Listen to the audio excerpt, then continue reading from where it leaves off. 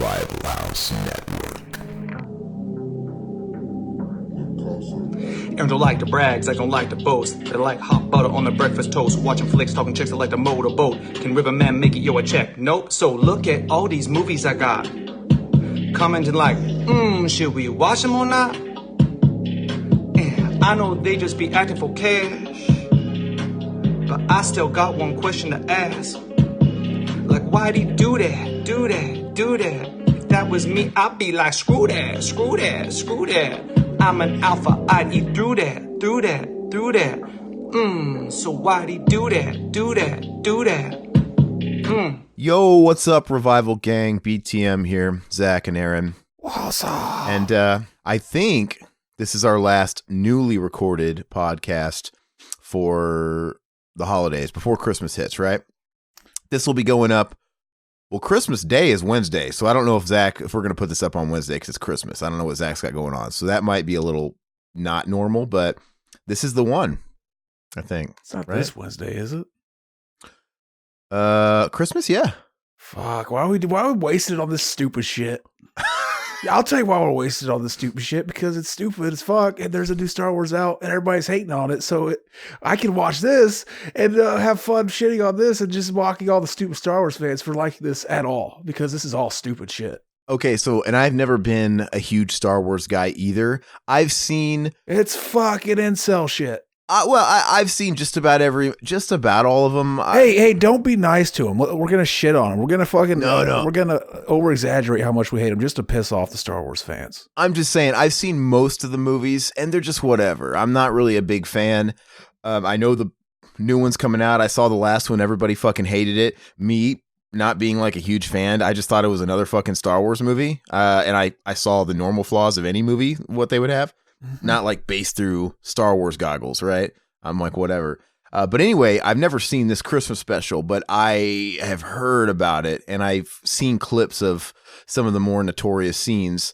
So it'll be fun. Like Zach said, if anything, it's just something we can kind of riff over or shit on, during the process. We probably won't even talk about that much. Fuck Probably this. not. And we're watching a fucking one that's on YouTube. It says nice copy, and it's an hour and 37 minutes, 27 seconds. It doesn't have the fucking... I wonder if it's got commercials in there. It doesn't, because that one's fucking 2 hours long, and I'm not wasting 2 hours on this shit. All right, so let's go ahead and get started. We're going to go in 3, 2, 1, play. Hell yeah. Oh, fuck yeah. We're seeing Wonder Woman. She got some nice tits. Linda Carter. I think maybe at the top we should have said that we've got the link for this YouTube video down below, because we didn't tell anybody that. They don't want it. I know. We don't want it. You know what I want to see? I want to see Lou Ferrigno in the fucking green face fucking Linda Carter while I watch. Yeah, that'd be pretty fun. Linda Carter, I haven't seen her in a few years, but she's still a GILF, I think. GILF. So this special came out just after the first movie, right? 1978. There was I don't know. Who gives a fuck? There wasn't any sequels yet. I think I'm gonna speak out of my ass here, because I'm not like a Star Wars aficionado. I'm not an encyclopedia. We should have got some fucking retard that actually likes this shit to be on with us. Call Josh up. Oh, no, I was about to say I didn't want it to sound like that, but no, this would have been really cool to have Josh on, because he is a Star Wars fan and he probably knows a bit more about it. He's a few years older than us, so he probably grew up with this a little bit more than we did. But yeah, you had to watch this shit as a kid when you're fucking stupid and you don't question shit you take in, because otherwise you're too old to watch it, and then you fucking like, oh, this is stupid, that's stupid. This whole thing is fucking written like a fucking ninth grader wrote it. Fuck this movie. Something else we have to deal with, Zach, is YouTube ads that pop up. Yeah. So I just skipped it. I just had one come up and it delayed me like 4 seconds. We're just gonna fucking deal with it. There's no fucking commercial breaks in mine. Why would somebody put commercial breaks in this? They don't own this shit. Well, there might not be for you, and the thing is they might be totally different for the listeners too. So you guys are probably just gonna have to deal with it. I don't really know, but it's on YouTube. You can watch it with us. That's the plus. These people that take fucking copywritten content and then put commercial breaks to sell ads so that they make money. Fuck these people. But it makes sense that they would do it for Star Wars, because it's a piece of shit, and they are a piece of shit. And Chewbacca. No, there's no way that they would have put something like this out after Empire Strikes Back, because this was after, I think, just the first movie. They were all still kind of like new and kind of going through the big Star Wars boom of the first movie. But give it a couple more years and Harrison Ford's too big of a star. He's not gonna do some shitty Christmas special. Look how fucking stupid this is. Like, oh, hey, this guy's in it, and they're doing like the fucking ending of Pet Sematary 2. Like, look I at always this guy. Yeah. wonder what it'd be like. No, this is famous because it introduces Chewbacca's family. Look at all, it's like his kid, his grandpa. They look stupid. They look really bad. Look, B. Arthur. That's fucking the Golden Girl herself. That's Maud. See, I'd like to see her and Princess Leia fucking. Yeah, I would come. Look, that was a dank flat top that guy had. You know what's Jefferson airship or starship back then? Yeah. These guests, dude. I tell you what. Look at that. These guests. Are dank. I'm having trouble. Yeah, I gotta turn this down. It's distracting me the fuck out. Okay. Brought to you by General Motors. I know it's a TV special, and they're basically gonna raid the fucking Hollywood squares of the day. Whoever the fuck was on that shitty show. Oh, look at this establishing shot. That's amazing. It doesn't look animated at all. Well, I can't see. We're gonna be out of sync because of ads. You know, it's just how it's gonna be. Hey, it's just Chewbacca's family. This is what we're kicking off with. No, but I'm saying, Pee-wee's Christmas special, which we put out last week, that we recorded last year, that was a similar thing where it was. It had a bunch of stars that were of the day or even outdated. But even that has bigger, like, stars than this. This has got, like, a few fucking people. Mm-hmm. I gotta say, right off the bat, the retard levels are high with this one. Look at that. So is that Chewbacca's kid right there? Yeah. Hopefully. See, I want to see Chewbacca fucking his ugly-ass wife and the fucking shitting those pieces of shit out. That'd be donk. I just dropped my drink. Oh, well. Yeah, it doesn't fucking matter. So Zach called me. First of all, what time is it there? We're 1 hour ahead right now, right? 4:54 here. 4:54. Okay, so you called me a bit early. I guess you wanted to strike when your internet was good, because Zach's been having internet issues. Yeah, my internet's been fucking retarded. It's fucking Star Wars internet, I think. He got me during my my usual feeding time, and I'm like, oh shit, and I crammed a few sausages in my mouth, but it's all right. We're happy to get this done earlier. Yeah, his fucking internet's been acting like mine, and you know what? I take the high road. I don't give him shit about it. Exactly. He always gives me shit about it, like we can control it. Do I give you shit about it? Well, I jokingly do. You're jokingly playful. But that's what's funny about it, is that you can't do anything about it. And it's great because you call these fuckers up and you're like, hey, my internet's being fucking retarded. I think it's like Star Wars internet. Did you guys get bought out by Disney or something? And then they tell you like, no, we haven't been bought out by Disney and shit like that. But yeah, we'll send somebody tomorrow, somewhere between 6 a.m. and 9 p.m.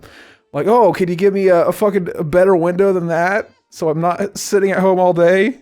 No, they won't. Fuck boys. Well, Disney can't claim any fault for this. This is pre-Disney. I wonder what George Lucas was thinking. They must have threw a fat-ass check in his face. He was thinking, damn, this fucking huge-ass blunt I'm smoking is fucking dank. He's got a legendary gobbler, man. You seen his fucking gobbler? Yeah, he has no chin either. He has like that fucking shitty-ass beard that he only has just to give you a vague suggestion of where a chin should be. Yeah, Fuck and what's him. funny is like he's got an extraordinary gobbler. It doesn't quite... His weight doesn't justify that gobbler. Yeah, he's chubby or whatever, and he's kind of big, but he's not the size that would fucking command that big of a gobbler. You know what I mean? Yeah, it looks like it's almost not even fucking connected to anything, his beard. It's like it's just hovering. Yeah, it's just fucking loose skin. Fucking weird. You know, big fucking apes like Boogie 2988 don't have gobblers that big. I like how I always like to bring that guy up. But oh, Boogie, he's amazing. He's one of the nicest guys ever. No, it's funny. So Zach, he messaged me a little bit early. So what I was going to do was I spent the day while I was working, installing Death Stranding finally. Because now I'm ready to fucking actually start it, because I played through a palate cleanser. I played through Ghostbusters Remastered, and fuck, not as good as I remember it. See, the last episode you were talking about like, oh, this is better than I remembered it. I did not. I think you were. I think you were like, I don't think I forgot was. It was this fun? So Okay. yeah, now he doesn't like it because the ending bosses are really fucking annoying, I guess he was saying. No, here's my problem with it. When they do a remaster like that, they don't bother fixing the bugs as far as like the mechanical shit. Like this game has the shittiest AI ever. Like if you're gonna remaster it, go back and tweak some of that stuff. No, they just make it kind of look pretty. Not the movies and stuff, right? The movies look like shit, and they're out of sync with the audio. It's like all fucking loud. But I mean, the movie's an interactive movie. It's a game. It's not. Gameplay is kind of secondary, I think. But anyway, the AI is so shitty of your Ghostbusters, they more or less just get in the way. The only reason they're there is to, I guess, enhance the experience of being in like a Ghostbusters game. But to my knowledge, I never got the feeling that they were actually helping me. They're running around and blasting ghosts and shit, but they're not actually draining their health. So it's just kind of for aesthetic. And at that point, they're just in your way because whenever somebody gets knocked down, you're not dead, but they get knocked down, you have to run and go save them, because if these bosses fucking knock all you guys out, it's game over. And they're so fucking stupid with their AI. They do the stupidest shit that they just allow themselves to get killed every 2 seconds. So especially with some of the harder bosses, it just turns into a babysitting simulator. Mm-hmm. It's like every 2 seconds, it's like Slippy on Star Fox. I'm down, I'm hit. It's like, my God, will you guys fucking stop standing 2 feet in front of this guy's fucking like lasers or whatever the fuck he's doing? Do a barrel roll. Like there's one boss, man, where they got like mirrors. And this boss is pretty brutal, but you're supposed to utilize the mirrors and they warp you to different parts of the room so you can bob and weave his ass. I remember this. Yeah, it's like, I'm doing it. I can stay alive and just kind of nickel and dime him with hits and bob and weave and go through the warp mirrors. That's the only way you're going to get around him. But the Ghostbusters, your compadres, they're barking orders at you, being stupid annoying, saying the same 3 lines over and over again. They're staying right in front of his ass, just getting plowed over. And you'll have to run across the room and save them. And usually they'll get knocked out all at once. Like you'll have to fucking save 3 and 4 at a time. See, all they had to do was to fix that. They didn't have to fucking make the AI better if they couldn't. Just make it so that they can't die. That's the only challenge in the game. That's the only challenge in the game is them dying and you have to save them. That's it. Fuck. But like I said, it's frustrating because you'll fucking put yourself in the line of danger to go rescue them, and then you'll go back and get to safety and do your, you'll actually try and kill the fucking boss because you're the only one that's actually doing anything to it. And like literally 2 seconds later, I'm hit. I'm down. Come on, Rook. We're talking about something interesting right now. We're not even noticing the shit that is happening on screen. What the fuck? Yeah, it's absolutely, it's an acid trip. Look at this. He looks like that's a jack-off face. Yeah. I would rather take acid and stare at a mirror than watch this. It's pretty fucking terrible. So we're just going to chat. He looks ridiculous. Anyway, now that I got that out of my system, I'm like, okay, I can play Death Stranding because now I can take some story. I spent the day sort of, like I said, installing that, and I thought I was going to have an hour to dip into it, but Zach called me early, so when we're done, I'm going to check that shit out. He's going to bust that nut? Hopefully. I'm hoping that I set my expectations so low because of all the reviews that came out that I'll actually end up liking it. Mm-hmm. I don't think it's going to be a bad game. I just think it's going to be one of those cases where it's either for someone or not for someone. So who knows? Maybe it'll be for me. But yeah, I don't know. I have no fucking clue what to expect from that thing. Yeah, it's crazy. You don't really get much out of the fucking trailers and all the shit. I get it. You're kind of a messenger or like whatever you are. You carry packages, but other than that, we don't know fucking shit. It's very abstract. Jeff Keighley's in it. Yeah, for some reason. So is Conan O'Brien. He's got a cameo. Yeah. These people that are irrelevant. It's really weird. I hear there's like a lot of product placements in it. There's like a lot of Monster Energy. Like you can get Monster Energy drink in this weird post-apocalyptic world. That is weird. Yeah. I mean, Pizza Hut. I don't know if it's any different than I think Kojima did that shit. I remember because like in Snake Eater and shit, some of the rations were like name brand Japanese foods. So it's really no different than that. We just didn't know any better because we're not Japanese. Otacon had a Mac, I think, at one point in part 4. It's just stuff like that. It's really no different. So I can't get mad if there's Monster Energy drink. Monster Energy drink is just sort of off-putting because that's like a Chad drink, right? And you see them everywhere. They sponsor like every rock tour, every festival. I'm done. Don't they motocross? Monster Energy drink is like a big motocross thing. I don't know. Yeah, I've never been big on energy drinks. Good. Don't ever get into them, man, because the only time I ever like was drinking energy drinks, like like maybe once a day was whenever I was working at this factory, and like around lunchtime, I was ready to just fucking off myself and fucking, I was miserable, and I'd drink a Mountain Dew energy drink because that's one they had there to get. I never had that, but I got hooked on Monsters, the sugar-free Monsters. I got hooked on Phonics. Yeah. They're fucking good. Is that that's he dyed his hair blonde, so he kind of looked like E.T.'s mom. This is fucking cringe. Look at his face. He looks cringier than they do. He's all smiling and shit. The biggest mistake they did was actually trying to do this and have a narrative with it. Yeah. Like they could have had some kind of Star Wars or some special with the cast on there. Something like on the Muppet Show, the old classic 70s Muppet Show, they had like Mark Hamill win on that show and he hosted. That works.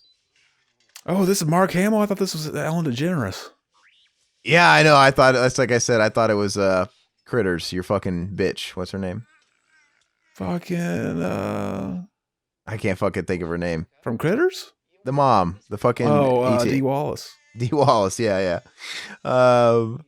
Which, by the way, I listened to your Critters commentary you did with the goat. The goat. Yeah. It was cool, man. We need to get the goat on our show sometime. He's donk. We should have him on here. I'm a little disappointed that nobody actually shouted out BTM. I mean, I did at the end, yeah. Did you at the very end?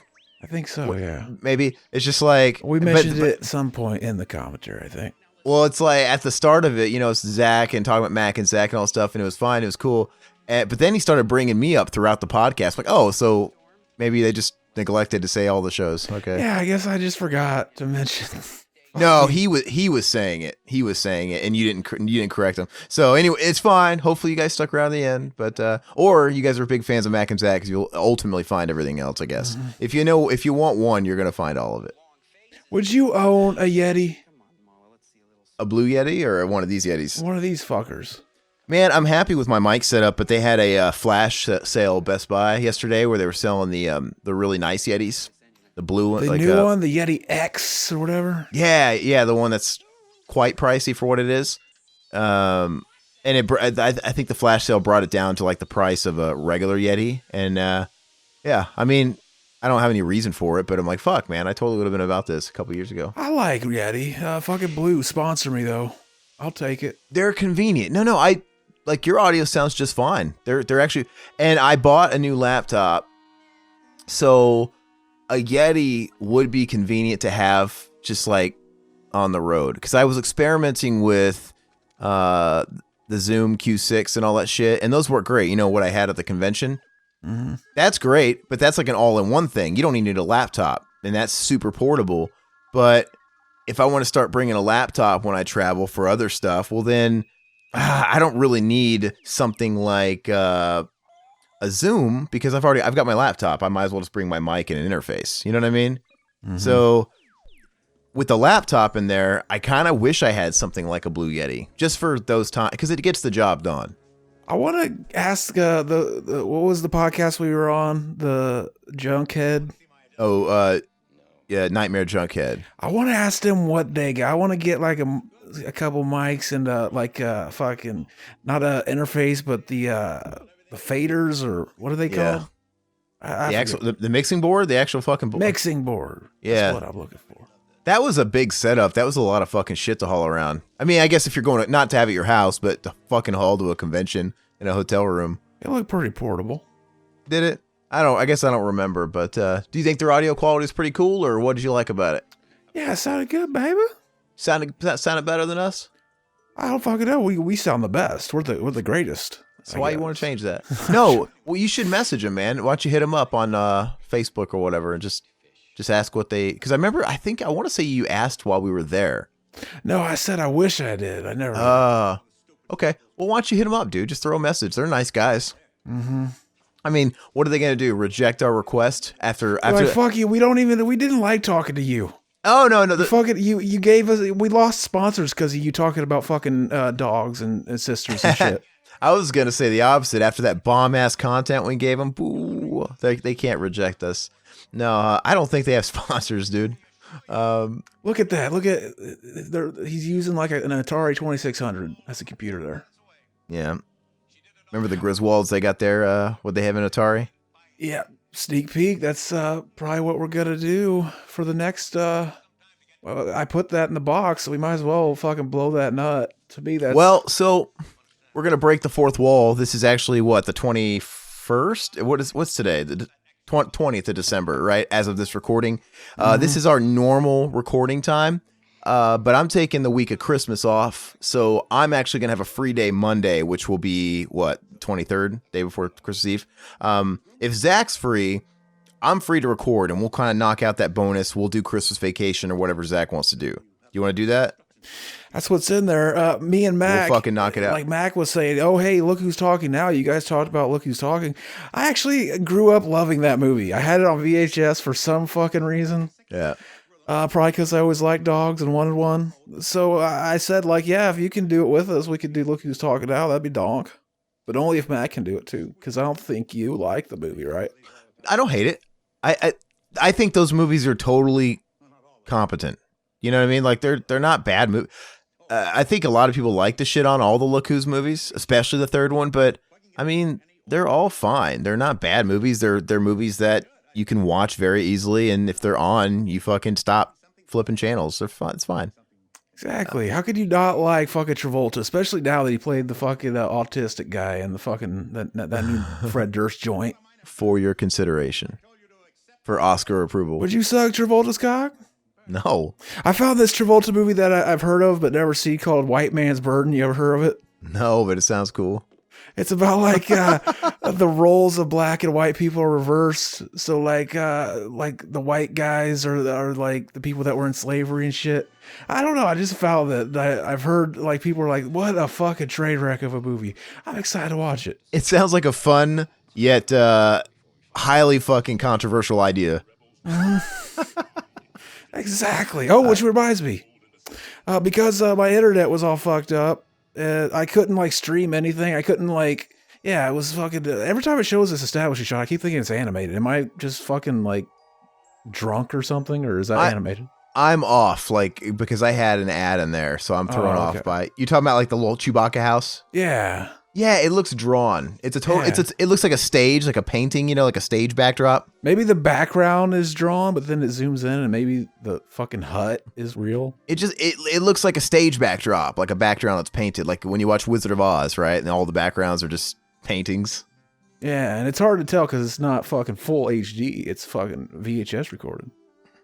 But yeah, I couldn't fucking stream anything over Netflix, so I basically was just left with my DVR. I could watch all the shit I had saved up. So I'm all caught up on American Horror Story, Always Sunny in Philadelphia.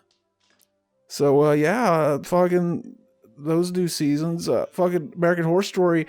The first episode, I'm thinking like, oh yeah, this is a great setup. It's really simple. It's like slasher movies. And then the rest of the fucking episodes made it overly complicated. I was like, what the fuck are you thinking? Bringing all this extra shit in here. You don't need it. But then the way it wrapped up, I was like, oh, it's a decent season. That's kind of how I felt the first time I tried to watch season 2, where it got really convoluted. Like, what the fuck? Mm-hmm. But I went back and I didn't finish it. I stopped watching season 2 and I lost total interest. And somewhere down the line, I streamed season 3, which season 3 was a lot simpler. Mm-hmm. And then I got into that, and then season 4 was pretty simple too. And then I went back to 2, and then I actually liked 2, maybe one of the best. I'm like, oh, I like this now. My girl is fucking the main character in the new season. Oh, Emma Roberts. Emma Roberts, I would suck her dick. I haven't watched the last couple of seasons. What, they have that cult one, the one that's the political message or whatever. Oh yeah. And this one's the 80s slasher. I haven't watched it. Last one I watched was Hotel, and that one was all right, I guess. Did you watch Roanoke? I didn't watch that one. Oh, did I? No, I don't think I did, because that came after Hotel, right? I remember thinking that one was one of the better ones. But even then, I was like, man, I don't like the fucking the narrative change, because it changes narratives 3 times. So the first like 5 is one, then it kind of changes, and then it changes and does something different. Like, and then like the last narrative swap is like fucking Or no, it wouldn't have been the last. So there's like 4 of them because at the end it becomes like yeah, it's hard to explain, but like it almost reminded me a lot of fucking Halloween Resurrection. Like they're in a house and there's fucking cameras everywhere. Yeah. So I had fucking bad Resurrection flashbacks. You know what? Is that the one that is kind of like that one has Cuba Gooding Jr. in it, right? Yeah. Oh, I did see that one, and that's the one that has Chaz Bono as one of the fucking hillbilly dudes. Oh, okay. I don't remember that one. Yeah, that's right though. They're in the house. Yeah, I remember that being one of the like better seasons. But once they got into the house, it became like a reality show. I was like, that's I don't right. like this as much. Well, that's so funny because I had completely forgotten that I watched that. And even when you were talking about it, I'm like, no, I didn't watch it. I think I started, but I did. It's all coming back to me. But I haven't watched the last 2 seasons. But I didn't hate it. I was fine. The series itself has been fairly consistent. I mean, even if like some seasons are better than the others, it's whatever. Now I could be fucking completely out of my element here, but correct me if I'm wrong. That's a white person wearing blackface, right? Yeah. Okay, I was like, I don't want to say that and actually be a black person because the thing is they have all these fucking people guest starring and that could have just been like some black lady on TV that cooks shit. I don't know. That's some old-fashioned comedian back when dressing as a woman and acting stupid with 3 arms was funny. Yeah, I'm fucking confused. Yeah. And see, hopefully this is better than the newest movie because I'm hearing it being shit on a lot. The new movie. They just dumped a whole bunch of Mystic tan all over his face. You ever see that when the women wear the spray on tan? The middle-aged women. Yeah. And dude, this woman used to come to work. This large woman, and she looked like that, dude. She had that much fucking bronze on her face, but she would always fuck up on one side. Like a lot of times, half her face would be like really dark and the other half would just be melting off and it would be uneven. It would look ridiculous. Yeah, you see those people that like there's a part of their skin that like looks like it dripped. So they got like a drip, like paint drip effect going on their face. Yeah, it looks ridiculous. Anyway, what are the reviews for the new movie? Not so kind. I've seen people don't like it, yeah. I've seen 1-star reviews and shit. Dude, I mean, I think that's just going to be the way it is with these fan bases that are super passionate about something. They're either going to love something or they're going to fucking hate it. I don't really think there's a whole lot of in between with this stuff. It's got a 50% on Rotten Tomatoes, I guess, which is pretty not different. that good. Yeah, for the series. And you know what's funny is I could go see it and I'll be like, it was a Star Wars movie. Like to me, it's the thing is with Star Wars movies, I'm not invested in the lore at all. So when I watch one of these flicks, they're no more than a popcorn movie to me. So I'm going to enjoy it at maximum, like a popcorn movie. Give me the fucking space fights. Give me the lightsaber battle. That's all I really give a shit about. You know, that movie, A Phantom Menace, dude, that was a fucking terrible movie. I fell asleep watching that in theaters. It's terrible. But, dude, the fucking lightsaber battle at the end when he's having the threesome with Ewan McGregor and fucking Liam Neeson, the fucking Darth Maul, they're having that wicked 3-way. It's an entertaining battle. So it's like, fuck, I'll throw that on YouTube and just watch that. I'm good. I was thinking, is fucking Darth Maul red with black face paint or black with red face paint? I don't know, but my grandparents, God bless them, man. I love my grandparents. I can't wait to see them when I go home for the holidays. But they grew up very, very Christian household, and they still run a very, very Christian household. And they live in Missouri in the Bible Belt, and my grandmother had this thing where my little brothers, they were obsessed with figures, action figures, toys. They weren't allowed to have the villains because they represented bad, right? Evil. So it was a lot of, we know you got you this Batman Forever Val Kilmer action figure. I know you want the Two-Face, but he's going to have to battle Robin when you play pretend. He's going to have to fight fucking Batman Begins action figure. Yeah. So it was like that. Anyway, when the Phantom Menace came out, it was like for a hot second. Nobody in my family was big into Star Wars, and these same brothers never were. But for a hot second, they were into the toys. Like, oh my God, those toys look cool. Darth Maul looked cool. And I remember we were at not the grocery store, some fucking Target or something. I don't know. But he really wanted a Darth Maul action figure, and he was trying to tell her. And I don't know if it was to buy then or maybe for like a Christmas gift. I don't know what. But anyway, he showed her, and my fucking grandmother about jumped out of her skin when she saw it. And she goes, this is quote, Satan. Like, does that not sound like a Bible Belt, salt of the earth type of woman? Like, oh my God, this is the devil incarnate because it looks like fucking Diablos, right? He looks fucking metal.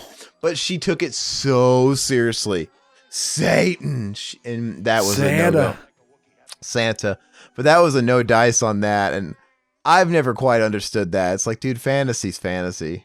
I mean, you should have just said this is the good guy of the movie. He's a fucking juggalo that saves the world. He follows Christ. He's misunderstood, and he's in the story to teach us not to judge a book by its cover because he's yeah, exactly. That was the whole reveal of the Dark Carnival at the end. It was like, they built it all up. They're like, oh yeah, at the end, the world's gonna end, and then at the end, they're just like, hey, we like God, or something like that. Really? Yeah, that was their whole like shtick. It was like, oh yeah, we're these rapping clowns. We rap about murdering people, but we really down with the Lord, man. Whenever I was listening to any like rock music or heavy metal, I just told my grandmother everything. Every band was Stryper. Hell yeah! It's like, you don't understand. This is Stryper, the Yellow and Black Attack. They're singing about the gospel, and it was like, Rain and Blood or something. Always Sunny in Philadelphia. It was a good season. I thought it had a fucking great appearance by Dolph Lundgren in it. Was it the newest one? Mm-hmm. I didn't.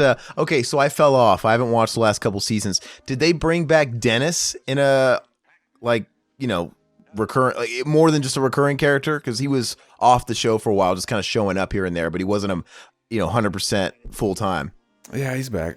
He's back full time. Mm-hmm. Thank gosh, man. There was one episode of this season that it was made to be like one of those film noir episodes. That one was just kind of but the rest of it I thought was good. I'll have to watch it though. Okay, so and is that on Hulu or Netflix? What are they streaming on these days? I could only watch my DVR, so it's not on any of them yet, probably.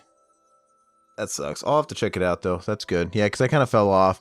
It was a fairly consistent show. I think. What is this, season 13 or 14? What are they on? What is that? 13, maybe. The last one I think I watched then was probably 11, and I remember watching season 10 and 11, thinking, these aren't quite as good as 1 through 9. Like, I started feeling the exhaust, right? Like, it's getting a little tired. But it was still... It was 14, the new season. Okay, so I'm thinking 11 and 12. And I'm thinking, well, I can't slide it because the first 10 years were fucking awesome. Eventually, it's going to fucking dwindle. And I started feeling that a little bit. But, yeah, we'll see. And that season where Dennis wasn't in it so much because he had another full-time job. I don't know if it was like the Mindy he was on some network show, but I watched Uncut Gems last night. Yeah, you fucking pirated that, huh? You fucking pirate, you. It was dank. How did it compare to Good Time? It was fucking just as good, at least. Really? Okay. Hell yes, I am gonna buy it when it comes out, baby. Why don't you go see it in theater? I didn't fucking know it was in theaters. Yeah, it's gonna be in theater. I don't think it's out quite. Or no, I don't even think it's. How the fuck did it leak so early then?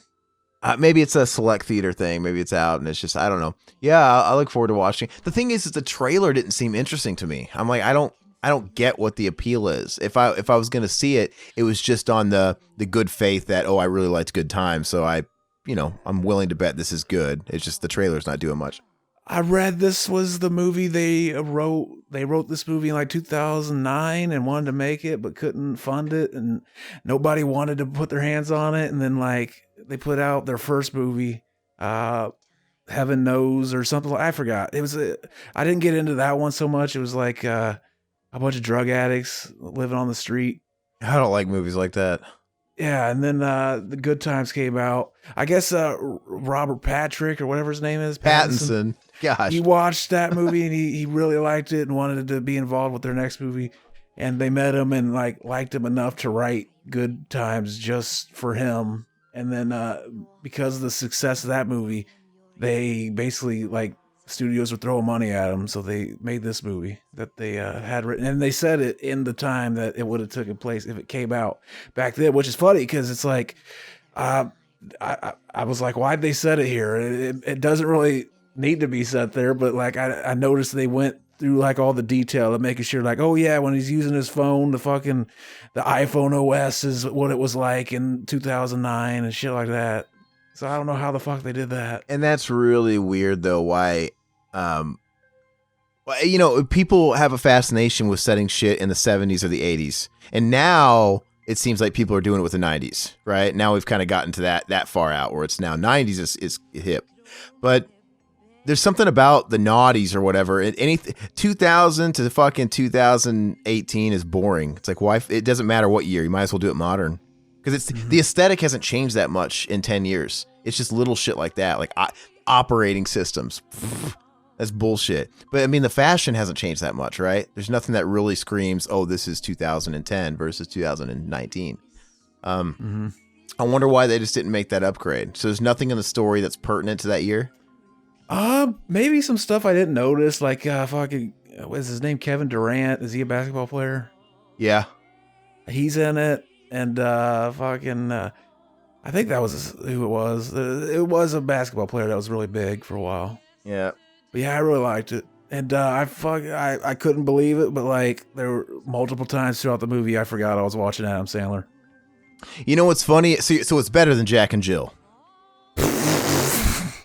I've never even watched that whole movie. Is it his best dramatic turn? It was the best one I liked the most. Okay, what do you rate it? It might be a 9 out of 10. Oh, that's pretty good. Okay, well, I look forward. At least 8. Okay, well, I look forward to checking it out. It's funny when you were talking about dating certain movies. When somebody makes a movie set in the 80s, even though technically they could have wrote around that and made it any decade, they have like some obligation. Like I could see writing a horror movie, like, oh, Zach, let's write a horror movie. Like, oh, fuck, we can't do that idea. Why? Because cell phones exist. Fuck. Okay, let's set it in the 80s. Let's just bypass all that, right? As like a plot convenience. Mm-hmm. Like, because none of those movies in the 80s or 70s would exist today. They just wouldn't. None of them would have ever happened because of the grid we now live with and the Wi-Fi and the internet and all that bullshit. So I could see wanting to do it out of convenience, but like, it would be totally just shoehorned in. Like, we couldn't just write a story about people that get lost up in a mountain and just fucking say it's in the 80s, right? No, if you're going to base something in the 80s, you feel like it's like you're obligated to really go all out with an aesthetic and make that a thing, which it sounds like Uncut Gems didn't do that. But my problem with that is, you ever notice in these movies, let's take a movie like Hot Tub Time Machine. That's not really the best example because it's a comedy, so it kind of gets away with it. But even, it doesn't matter. Any kind of movie where they set it in the 80s, they fucking go nuts with the fat. They act like everybody was wearing fanny packs. Every single person had fucking hairspray, teased hair. Everybody had spandex. It wasn't like that. I watch home videos all the fucking time of like stuff back then and old concert movies. And even my parents fucking said, it's like, some people had that, but most people had just fucking jeans and a t-shirt and whatever. But you know what I'm talking about? They go fucking all out. Act like everybody had a Jerry curl and everybody no. Dude, the movie was really stressful too. Like, it did a good job of capturing you in the moment and feeling like you're there and like, oh shit. Because he kept making stupid decisions and shit. I don't want to give too much away or overhype it, but yeah, don't ruin it. But I'll definitely want to watch it because I loved Good Time, dude. You really think kids liked watching this bitch sing for 10 minutes in front of a close-up lens? Maybe they got their first boner this movie. Maybe that's why people like Star Wars so much. It gave me my first boner. I think a lot of people credit the Leia, the gold bikini. Probably, but that wasn't until later. That was like what, Return of the Jedi, right? The third one. Yeah, Return of the Jedi. Okay. Hey, C-3PO, he's the thing. Damn. You think he's got like a nice golden cock? I don't know, but we're only 35 minutes in. Fuck. But she's got some dank earmuffs on, though. We got to wrap this up, man, so I can play my game. Hopefully, I'm really hoping I can get lost into it. And if it's a walking simulator, that's whatever. But as long as I can get immersed in the world and I kind of like all the shit that's going on. I mean, I was telling Mac, I'm like, I used to play point and click type games. I mean, you don't fucking do shit in those. They're just basically simulators. So he's like, sometimes if you like people like Dragon Lair. People fucking love that old game. What, you don't really fucking do shit in that. You're just pointing and clicking, right? As long as it's got something going for it and you kind of like the world, I'll give it a fair shake. Carrie Fisher's she's pretty cute. She got less cute the older she got. Of course, everybody does. Yeah, I guess I set that up, but I don't know. She just kind of got that Linda Hamilton smoker voice thing going on and weathered face. You could tell she partied a lot and she was an alcoholic and all that stuff. Donk. Yeah, she just lived a rough life, man. Wasn't that fucked up, though, when she died and, like, the next day her mother, Debbie Reynolds, died? Yeah, that was weird. That's a shitty day for her daughter, granddaughter. Mm-hmm. Yeah, we are less than fucking halfway through this. Let's we're watching on YouTube. Let's kick it up to 2x speed. No. Merry Christmas, folks. No, what else have you been watching, man? So you mentioned watching, getting caught up on your shows. You know what show I've been watching, and you might make fun of me? Go for it. I watched, I didn't really binge watch it. I took my time, but I've been watching it over the last, 6 weeks. Jane the Virgin. Never heard of it. Well, it was really popular. It was only on for 5 seasons, and it ended this past year. But it was a CW show, actually. But it's fucking really good, man. I couldn't step away. It's kind of a chick show, but I really liked it. I really dug it. I've been wanting to catch up on Glow. They put out the 3rd season. Have you checked that out at all? I still haven't watched Glow. It's fun. It's good times. I gotta watch a lot. Tonight, I'm gonna commence my holiday vacation with watching my copy of Rambo: Last Blood finally, because I've been waiting until I was off. But I'm stoked to rewatch it. Hopefully, this 4K looks banging. Oh, I started watching that Henry Lee Lucas documentary, The Confession Killer. I heard that was coming. I didn't realize it was out. It's Netflix, right? I'm liking it so far. Mm-hmm. Yeah, Henry Lee Lucas is fucking fascinating. I really like. Did you ever watch the documentary that was included in Henry: Portrait of a Serial Killer? I don't know if it was just on the DVD or the Blu-ray or what. I think it was on both the DVD, at least the DVD. I don't think so, but they included a little piano theme in this new documentary that I don't think it is the one from Henry, but I think it's they're trying to kind of tap into that. Mm-hmm. They probably couldn't use the original one.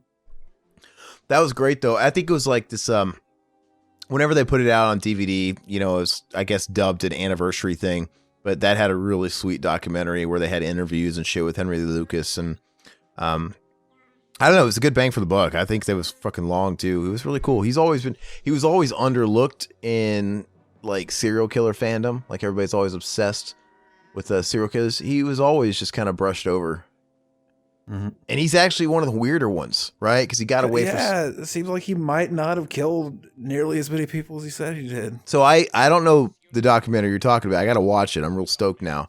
But I don't know anything about that. I know that he claimed a lot of bodies, and, it was one of those Ted Bundy things where, there's a whole lot more where he could have been the guy.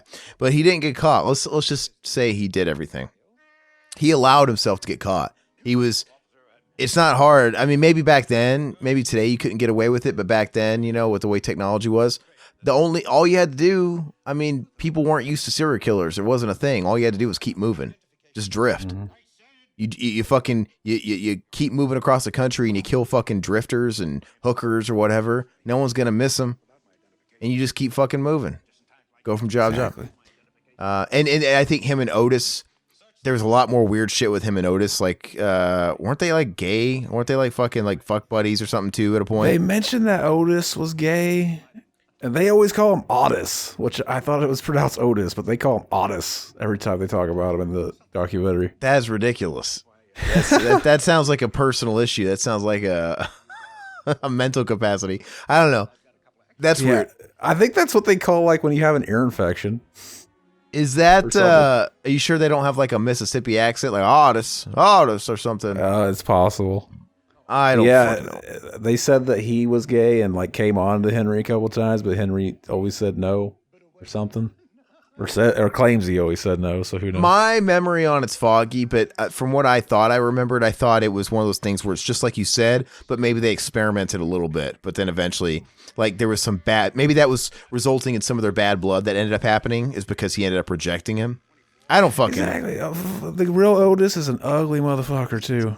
Tom Tolles is an ugly motherfucker, but yeah, it's funny. This guy is like Hollywood. I know, no, dude. So Henry was ugly. They're all ugly. But what's funny is, how Hollywood always has to pretty people up, but it's like everybody's guaranteed to just get like okay, whatever number you are on the hotness scale, Hollywood's gonna give you 2 hotness points. They're not gonna go crazy. They're not gonna fucking. They're not gonna take John Wayne Gacy and cast Brad Pitt. That's just too many hotness points. They're going to be realistic. That'd be amazing, though. But you know what I mean, though. So when they do Ted Bundy and they cast Zac Efron, okay, he kind of fits the mold, but he's only like a couple of pegs up, right? He's still Hollywoodized, but you know what I mean? He still kind of fits. He's not weird cast.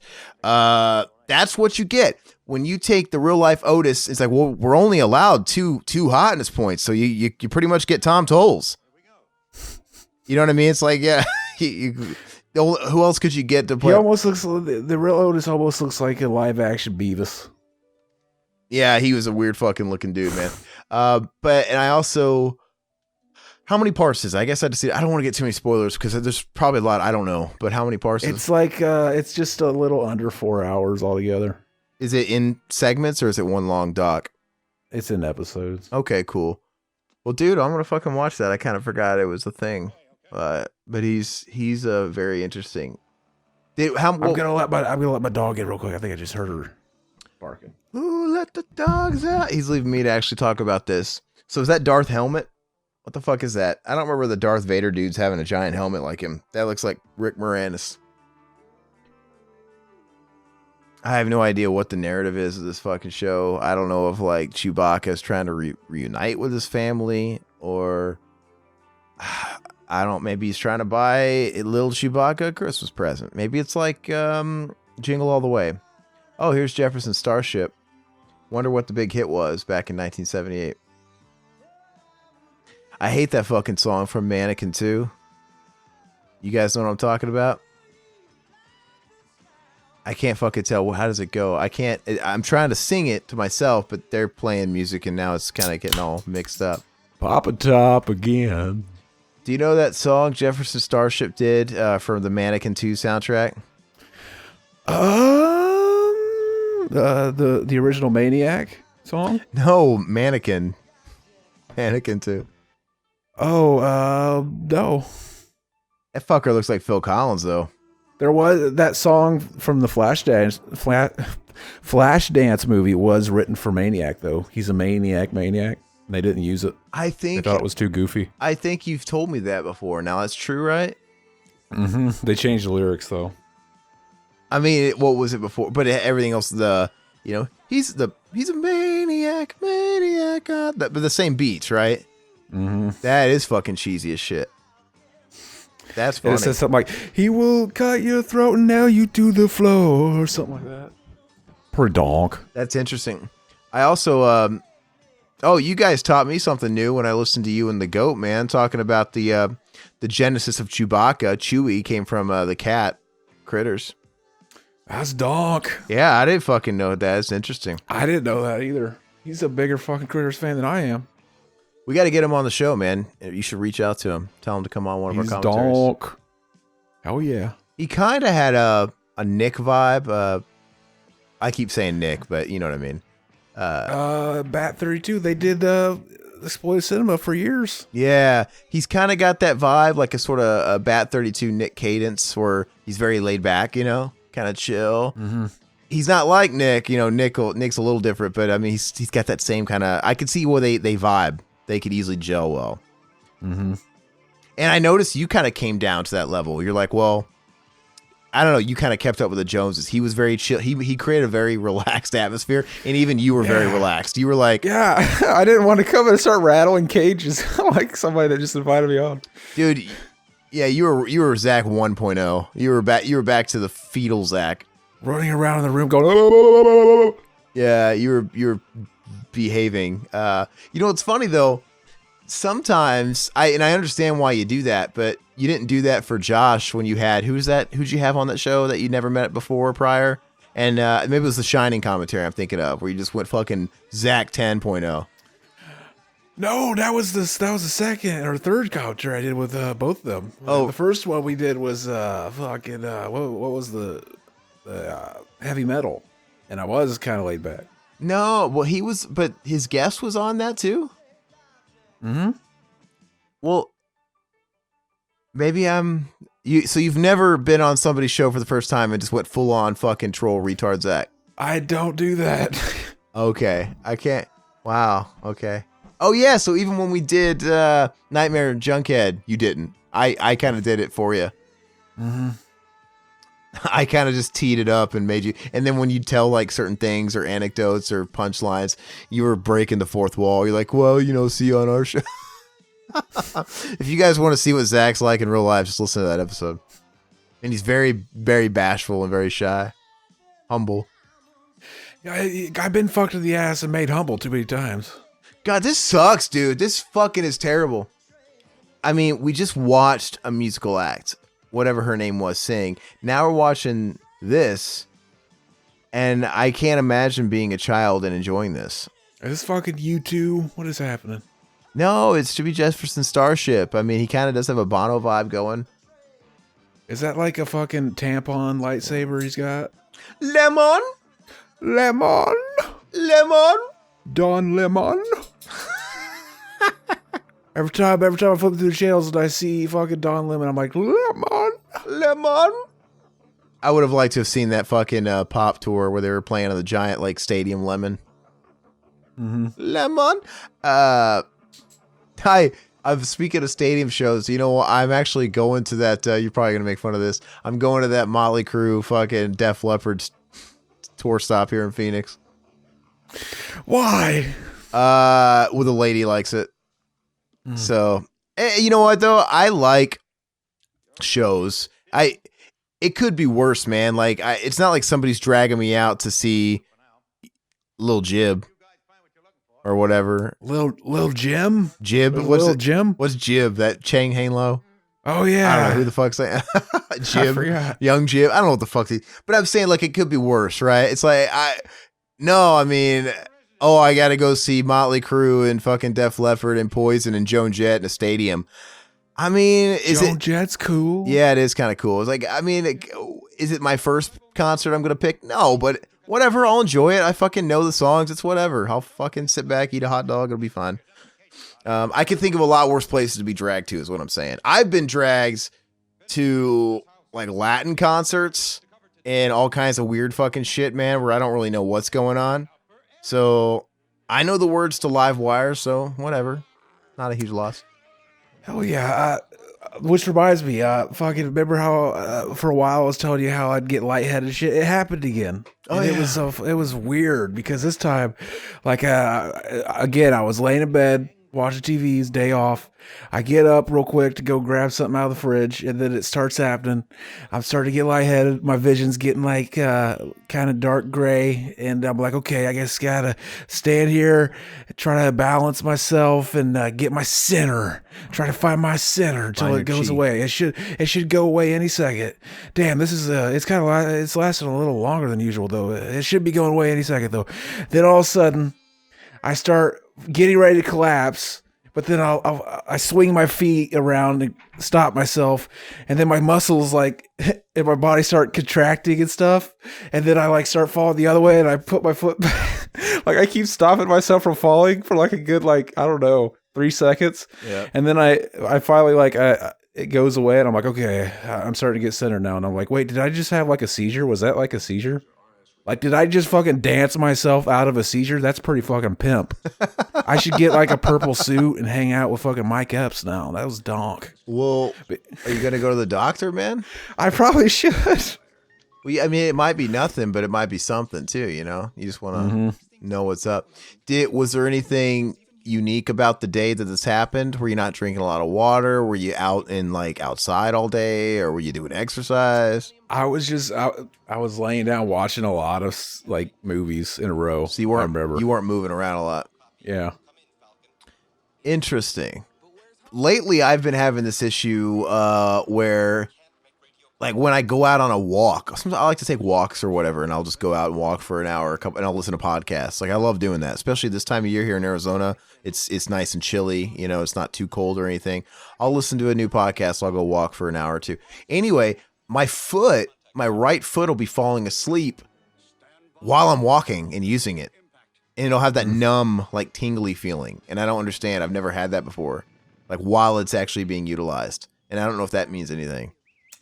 Yeah. Like a pinched nerve or something. Maybe. As long as it's not anything serious, man. I just feel like the older we get, Zach's officially dirty 30. He's in that club now, right? And so I feel like when I hit that, cornerstone, I felt like there's a lot more shit going on. A lot more like, what the fuck is that? Because, for 25, 30 years, I'm used to things as simple as, well, my foot falls asleep when I'm sitting on the toilet too long, right? But then, after 30, man, stuff starts breaking your expectations. Well, that's, I don't know. You just got to go get checkups more. Mm-hmm. I got to get a checkup. I'm probably due. I'll probably go in January. Yeah. But yeah, I like to get my blood drawn at least once a year too, and just check like lipid panels and deficiencies, and you never know. I was thinking about selling plasma because I want my fucking guitar though. Well, how short are you? Fucking like if Christmas I'll get paid again, and then maybe $100 or $200. See, the thing is I'm thinking I'm just gonna save up till I have enough to buy it brand new, and then if somebody puts it up on eBay for a nice price, I'll get it if that happens. But because it's around Christmas, people putting it on eBay are asking stupid prices. They're like, yeah. Oh yeah, this is used, but I want new price. The same amount it is brand new.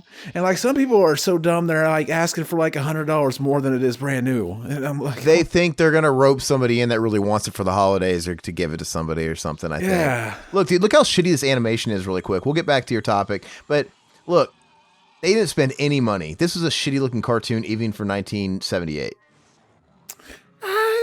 It's not. I've seen worse, dude. It's pretty. Did you see Luke Skywalker's fucking face? He had a paralyzed looking face. He looks like a corpse. Anyway, do you ever go on Reverb? I think so. That's Reverb. That's where people sell instruments. It's nothing but people selling secondhand shit. Oh, okay. You should go. I don't know. You should go there. Go on Reverb and look for your guitar. But what was I gonna say? So wait, how short are you though? You said one more paycheck, but dollar wise, how short are you? For brand new, $300, $400. How much is it brand new total MSRP? $1,300 to $1,299. Okay. Gotcha. Well, I'm on my way. It'll be worth it, man. Isn't this that character that people like? Boba Fett. Yeah. Look at that. Look at. Did you see Luke Skywalker? Mm-hmm. He looked like a negative. He didn't even like he was finished. They look like that Crash Test Dummies cartoon almost. Well, that was 3D. You talking about the one we watched? At least C-3PO looks like that. Yeah, he does. This just looks shitty. This is like Reading Rainbow opening anime. Reading Rainbow's donk. Yeah, LeVar Burton. I got I was talking to you guys yesterday in private, you and Matt, because I was looking for a new laptop, and I just told you earlier that I got one. At first, I was looking for gaming laptops, not because I'm like a PC gamer, because I'm not. And, even if I had the most tits PC gaming laptop of all time, I would never fucking play it with games. I just wouldn't. I know me. And it seems like with laptops, when you're trying to stay in a certain price range, it's always give and take. There's no perfect laptop. I mean, I'm sure they exist if you want to spend $3,000 on something that's just not future proof and it's going to be good for 5. Fuck that. But you stay in a certain range. It's you're going to have to get something cool. You're going to have to give up something hype, right? As my brother and me used to say, Day. Hell yeah. Not my Zoe poster. But I was looking for gaming laptops under a certain price range because at least they're upgradable and I could maybe future proof it a little bit, But I had an HP Pavilion. I bought that. It was kind of shitty. I noticed I like the way it looks. I think most gaming laptops look ridiculous. They look stupid. They look like a race car bed, right? They're fucking dumb. Those beds from Prom Child 2. Yeah, they're all fucking flashy and shit. They're dumb. Who wants that? It looks stupid. I'm a grown ass man.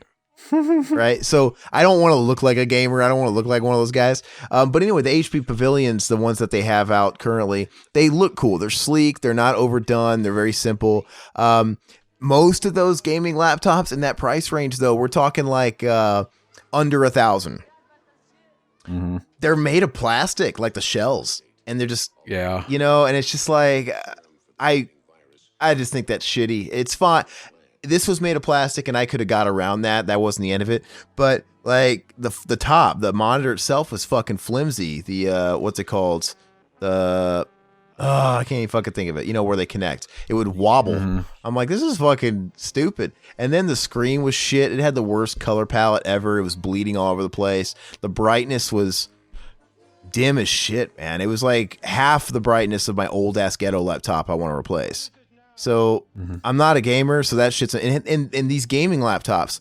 Like when you're staying under $1,000, they got the shittiest speakers I've ever had in my life. I couldn't believe it. Like I said, it's unacceptable. And I think they try and skimp on those because they know most gamers are just going to wear headsets and headphones, right, when they play. Mm-hmm. So like, oh, well, they're not going to care about this. That's probably the truth.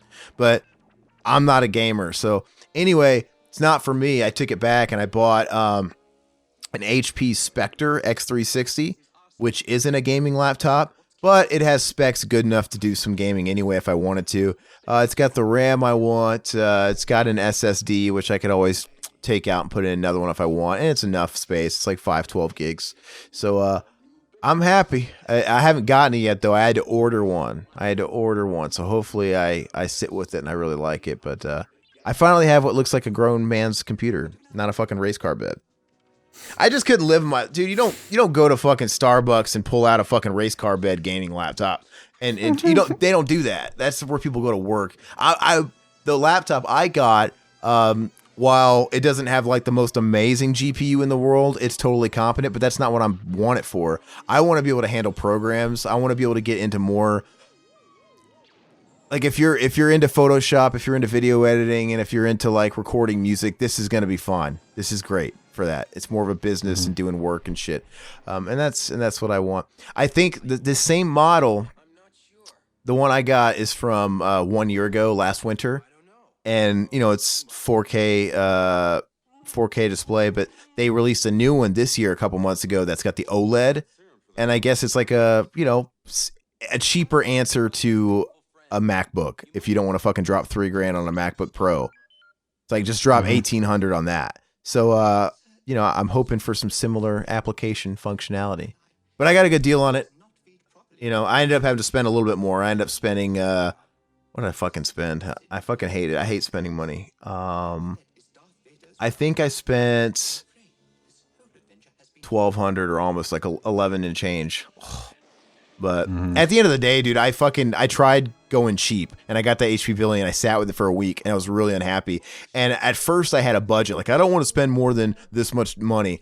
Dude, once you realize what that much money gets you these days, you're like, fuck it. I'll pay more to be happier in the long run. Like, what's a few $100s at that? Look at fucking, what's his name? It's fucking terrible. It's absolutely shit. Look at this. Look at Han Solo. He looks like he's got gigantism. What is that fucking disease? Like that Jaws from Elephantitis, man. It looks fucking terrible, man. Oh, this looks amazing.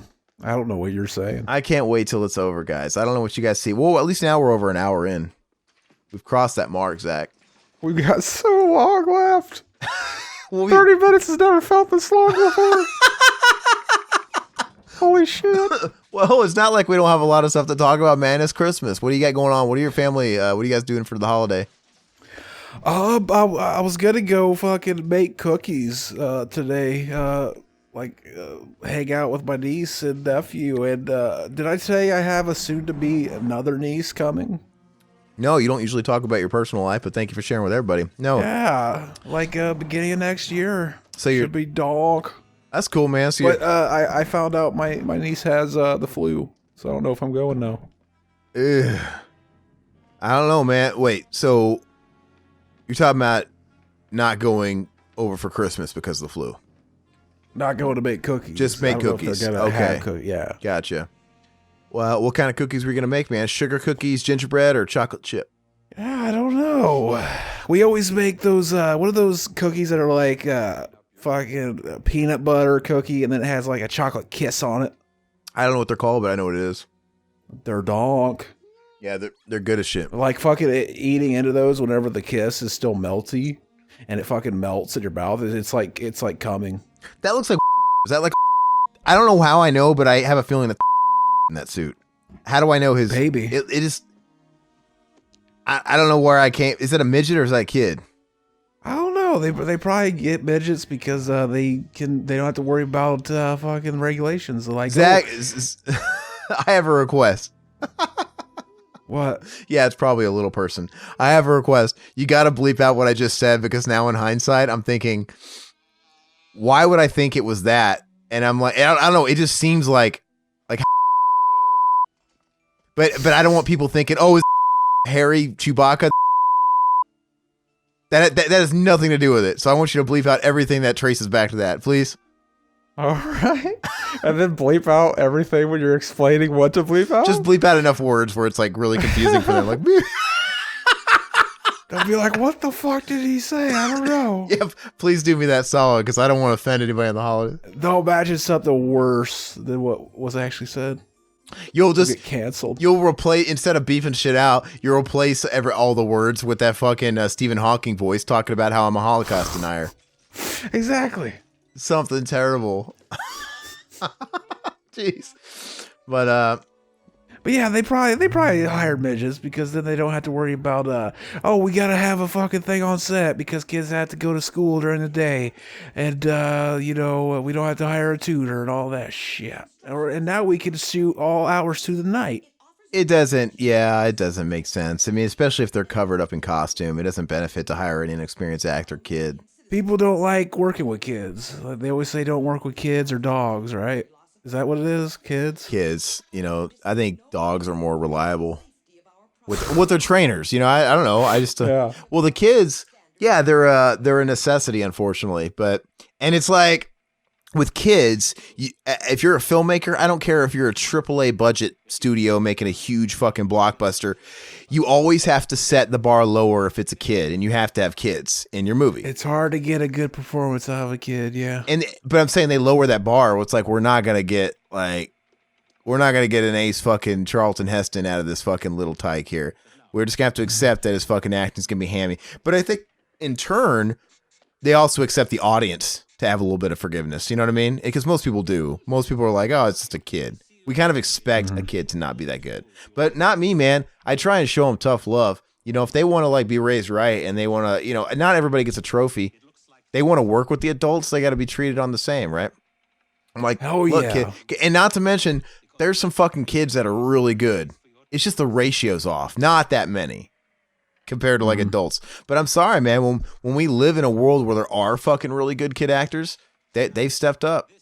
There's just, you can't. But the thing is it's not like, I don't think it's a case of them not wanting those kids, the casting directors and stuff. It's just like, there's not that many of them and what can they afford? So you just settle. You know what? We should make a movie and we should legit cast a midget as a child. Like no makeup, just like he's a child. That reminds me, have you ever seen the movie Burial Ground? Starring... It's a Italian movie, a zombie movie from the 70s, and they casted a midget to play the kid because at the end of the movie, the kid has to bite his mom's titty. You've told this story, yeah. That's so funny. But it's so funny because the first time you see it, it's just clearly a midget, and he's calling her mommy and shit. It's so funny. He's like just a little person with a giant head and little bitty nub arms. He just looks like an adult with It's so funny. We should do that movie sometime. What was that? What's that really obscure horror movie about the killer midget? I sent you guys a trailer one time of. I can't remember what it's called. It's super low budget, and it's about this midget that's killing people. There was a movie called "Don't Go in the Woods." I remember. I think the killer in that was a midget hanging out in the woods. No, I dressed all weird. I gotta find it because there's this horror movie with killer. Was it Gnome Alone? The freaking the Mini-Me guy played? No, it's like an old ass movie. It's not Don't Look Now. It's not that. I'm trying to think. It's like really obscure. Don't Look Now is a good one. Yeah, and I've actually never watched it. That's just because the ending's been spoiled a million times. So it's like I don't know how much I'll get out of it. You know what I mean? Mm-hmm. You know, somehow I avoided the twist ending to Sleepaway Camp for years before I finally saw that, and I would have hated it. I would have hated if I watched that not knowing, because that was like everything. I don't think it was spoiled for me either the first time I watched it. What, Sleepaway? I don't think so. Yeah, and I don't know how. Probably because, you know, I didn't grow up with internet and shit like that. Like, if I watched it this year for the first time, I'd know, whatever. There's no way I'd not know. But luckily, I think I watched it. It wasn't too late. I know how to find the fucking movie. So I'm going to try and find the article I read. Oh, that reminds me. I watched freaking what was that? Eli Roth's History of Horror. Yeah, is that on AMC? What's that on? It's streaming on Shudder. I watched it. It's fine. There's nothing I didn't know about. But yeah, I was like, I'm glad it exists because maybe other people will be like, "Hey, this is fucking interesting." Maybe I'm gonna check out like horror podcasts because this shit's interesting. I'm a dog. But it reminded me of there was a show on like remember on Bravo, like they would run it every Halloween for like the early 2000s, and it was like the scariest moments in movie history and shit like that. You ever watch that? Yeah, I know what you're talking about. It was donk. They covered a lot of shit I'd never heard of, and Don't Look Now was one of them. And then I remembered they made a sequel to it like 3 years later. Bravo's other, scariest moments, and that one sucked. It was basically only movies in the 2000s, and it was produced by Eli Roth, and Eli Roth ended up being the #1 spot for Hostel or something. It's like, that's lame. Did you see that he fucking did that in #1? I think so, yeah. I was watching a countdown one time with our buddy Pat, right? You know, Pat from the channel. Yeah, we were watching, it was one of those VH1 like countdowns, and it was hosted by Wyclef Jean. Bullet in a bubble goose. No, guess when we got down to the list, guess what his #1 rap album of the fucking our all time was? Fucking the hit single Bubble Goose on the South Park Chef 8 album. No, it was fucking the Fugees, The Score. His own fucking album. Like, get the fuck out of here. Fucking Wyclef. It's so fucking fun. I found that movie though, by the way. It's called The Sinful Dwarf. Have you heard about it? Sounds donk. So I was led aware of this because Phil Anselmo, he did an article where he was talking about, because he's a big horror guy, an obscure horror guy, and it was like 5 obscure horror movies, that he would recommend. And I'll actually go through them. Like 1973, The Cannibal Man. Have you ever heard of that? Yep. Okay, so, and he gives, have you ever heard of, I don't know how it's pronounced, but it's a Russian folktale, fairy tale type movie. It's a VIY. It's VIY. 1967. Looks fucking weird. I don't think I've seen that one. There's The People Who Own the Dark, 1976. Have you ever seen that? Don't think so. All right, here's The Sinful Dwarf, and I'll tell you here's his little write-up. He says, I'll do it in his voice. Drugs, pimping, whoring, and a madam, and a midget. This flick makes a person feel like showering after viewing. Unrelenting weirdness, naked chicks strung out, and a leading lady with a hot ass in a raw, create an unreal feeling of edginess in this freaked out sleaze fest. A must. Sounds real sleazy, dude. I'll send you the trailer, but it looks fucking weird. And his #1 recommendation was this 1973 flick called Messiah of Evil, 1973. So I'm pretty sure I saw that, but I don't remember. I have to look it up. What the fuck is happening with this guy's hair, though? Oh my gosh. He's got a goiter on his head. Looks like he's wearing a volcano coming out of his head. He just pops it and fucking it explodes all this pus like fucking the volcanoes out. Hey, who do those kids love so much that are gonna watch this because of Star Wars? Oh, B. Arthur. We gotta get B. Arthur on the show. Whenever I see these like Christmas specials, they always scream third tier. Like they asked multiple people first, and they said no. Like, well, fuck, we gotta go with B. Arthur now. We need somebody. You know what I mean? Like they're gonna start at the top. 1978. Like, oh, get Goldie Hawn because Goldie Hawn was hot. Like Goldie Hawn won't do. She's too good. Fuck. Okay. Well, get Christy McNichol. You know, Bad News Bears. Fuck. No. All right. Let's start going to these old bitches. Pee-wee's the same. You watch that 1989 Christmas special, dude. They got fucking Annette Funicello and Frankie Avalon. These people were barely fucking cool in the 50s. It's so weird. Like, oh, Pee-wee's Christmas special. Who loved Pee-wee's Playhouse? Little fucking kids. Like, let's get Dinah Shore on there. It's just the dumbest thing in the world. I say we get her son Polly Shore on there. Yeah, I bet. There, I sent you. Just look at this. Look at the thumbnail. I sent you the picture, the link for the Sinful Dwarf YouTube. Yeah, it looks like Jack Black. Yeah, that's what you said when I sent you the first time. Is that the whole movie? Is the whole fucking movie? I'm gonna look real quick. There might be a little bit of audio for a second. No, it's the trailer. Oh, and it's it's gonna be sleazy. Dog. We should watch that sometime, man. That'd be dog. We should do Midget Month. Hell yeah. Then we can do E.T. Yeah, E.T. Mac was, did you see those E.T. commercials? Like Xfinity? Yeah, I didn't watch it. I just saw him talking about it. I just saw the teaser because you keep seeing the ad and it just shows you like the first 15 seconds. And then it says to watch the whole fucking mini movie or whatever, go to Xfinity.com. Like, yeah, I won't be doing that. Because I guess it's like a really long thing. Really long era. Mac's like, are they making another one? I'm like, probably not. Why would you think that from a clear fucking tie-in with a car, whatever the fuck they are? He's easily manipulated. You just throw something out there and he takes it and runs with it. Oh, hell yeah. Oh, hell yeah.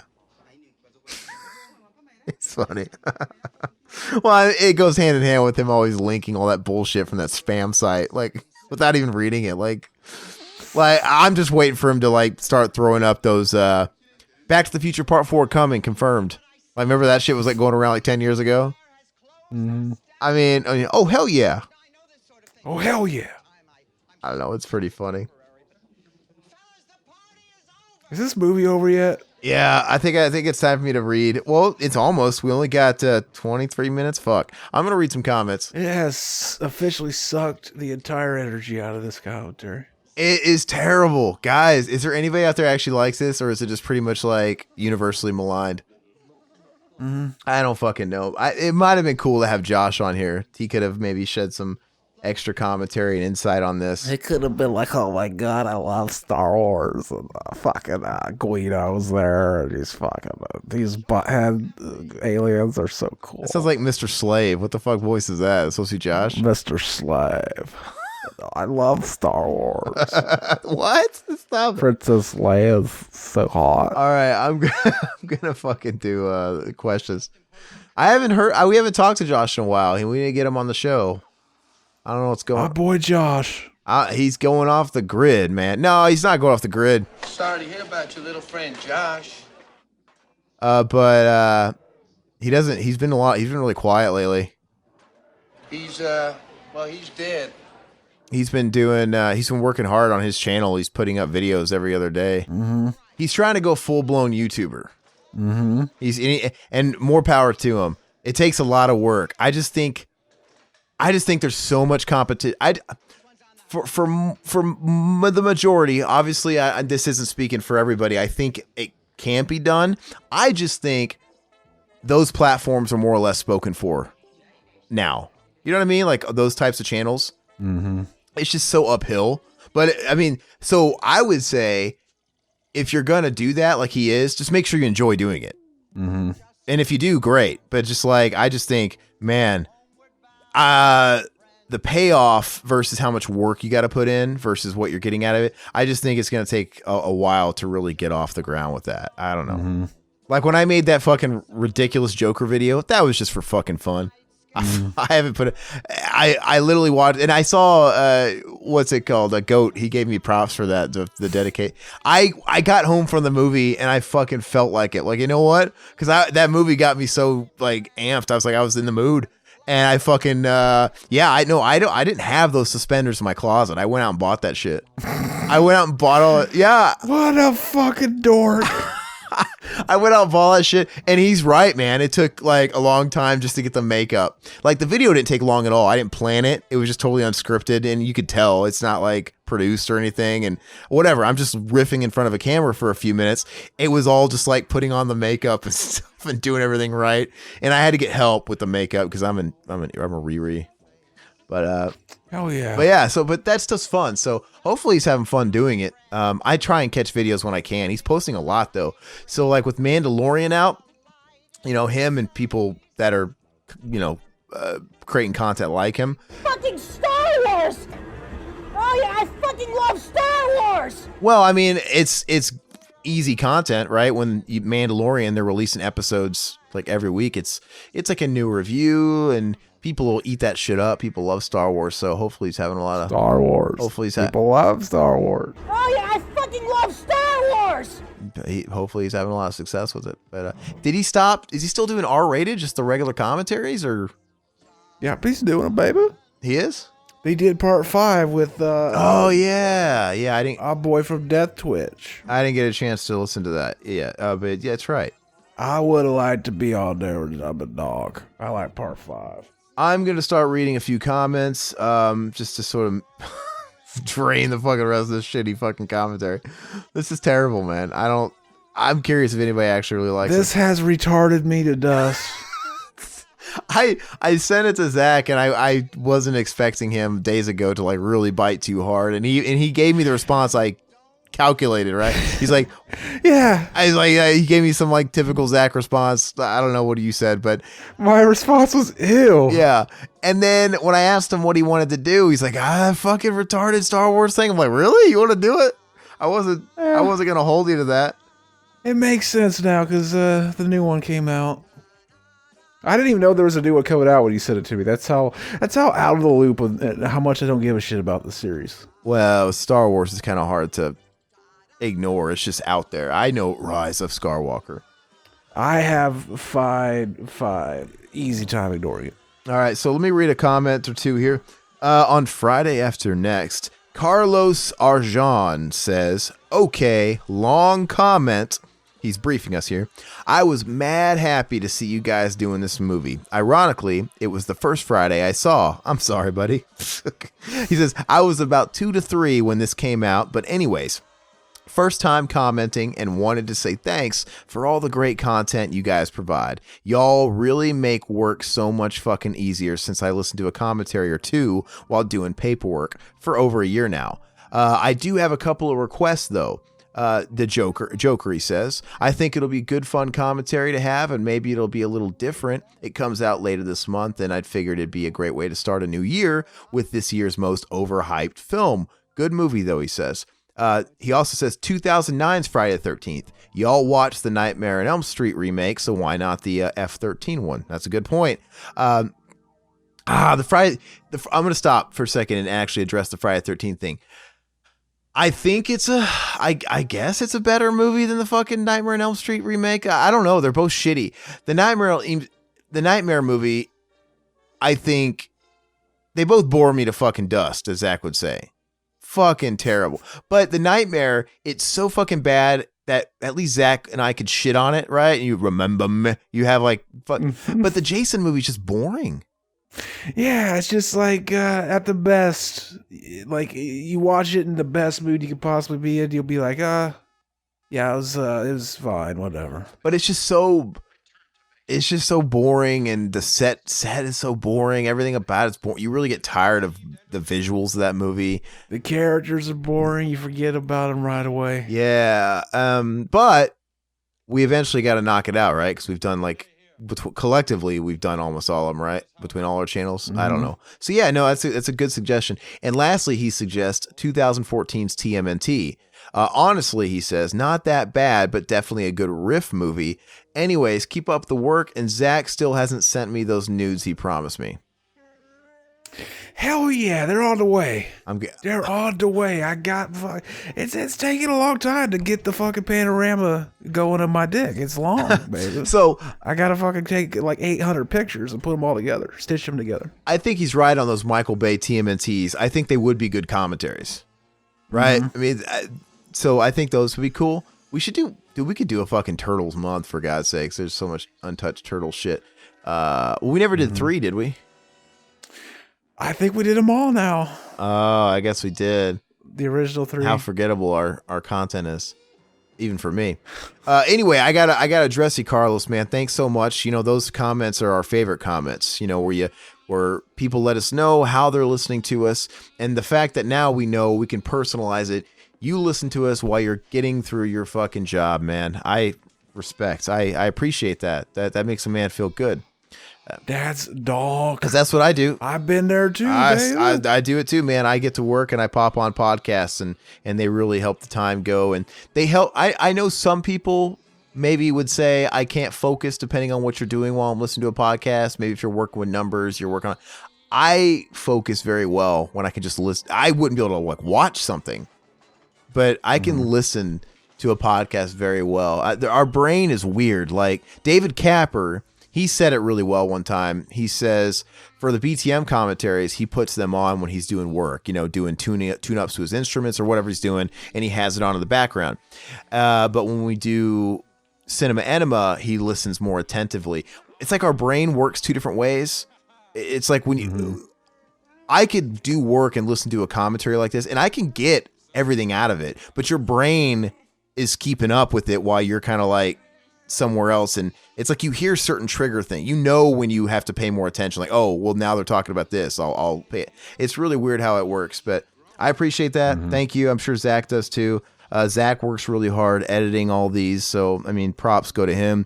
I just show up, you know, and fucking talk like an idiot. So he's just the actor I hired to play the guy I talk to. I write the scripts and shit. And he's like George Lucas because he knew in advance that he wasn't even going to be a part of the show for like fucking 10 years or not that long, but you know what I mean? So I was nothing but his puppet leading up, and he staged the whole thing. Even when he said call into our own show, he's like, I'm going to plant these seeds. I'm going to be like the nervous calling guy, and I'm going to plant the Pauly Shore earnest seeds. And then eventually I'm going to show up like episode 8, you know, it's 8 years. Those seeds are going to grow into a nice autistic tree for me to nourish. Yeah, so that's awesome though, man. So I don't know, you said you're a first-time commenter.